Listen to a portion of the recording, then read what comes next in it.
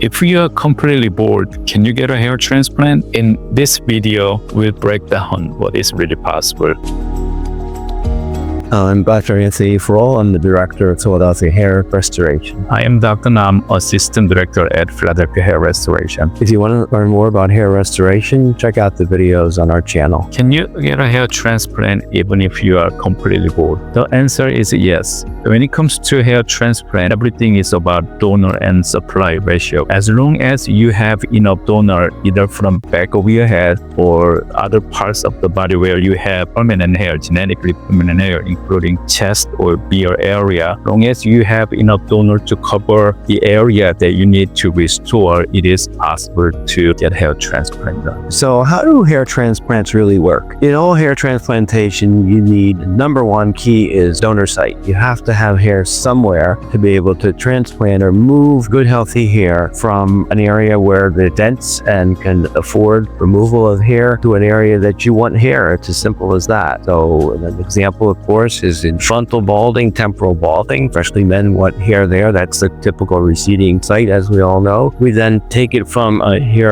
hair where it's very dense, and we're transplanting really a live hair follicle, taking that hair follicle from one place and placing it in another place and have it grow in that new place. So in order to be a candidate for hair transplant, it is essential that the donor has to be enough to cover the area that you need to restore. But if you do not have enough donor, just unfortunately, that person will not be a good candidate for the transplant. What is the Norwood Scale? Well, Norwood Scale is a schematic or diagram, basically an amount of hair loss of the scalp. And if you look at the Norwood Scale, you will see that the earlier numbers, the lower numbers of the Norwood, such as Norwood level 1, is mild hair loss. Generally, if you look at the diagram, you'll see some temporal loss of hair.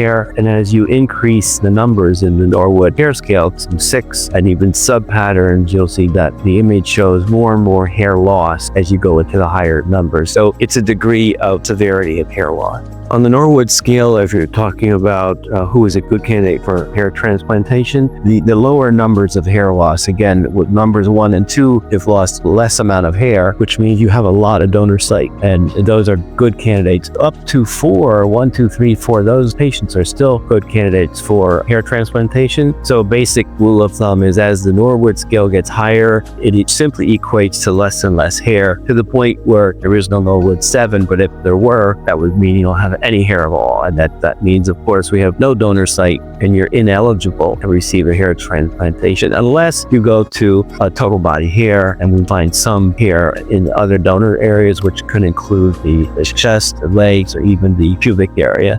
But with a full baldness, the amount of hair we can get from total body is generally going to be insufficient to provide any useful hair transplantation for someone who is completely bald. Those other remote areas are better for what we call touch-ups or donor site patchy areas that need a touch-up. Make sure you have realistic expectation. Make sure you speak to a specialist to make sure that he can lead you through your hair transplantation journey. What can I do instead if I'm not a candidate for the hair transplant?